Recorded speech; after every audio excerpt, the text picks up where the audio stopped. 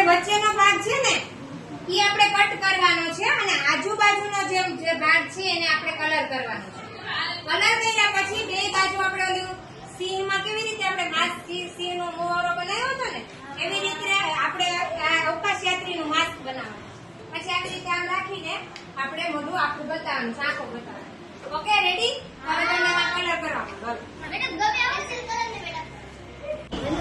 આપણે બનાવીશું માસ્ક, આની અંદર કલર કરી અને પછી આપણે આને કટ કરીશું.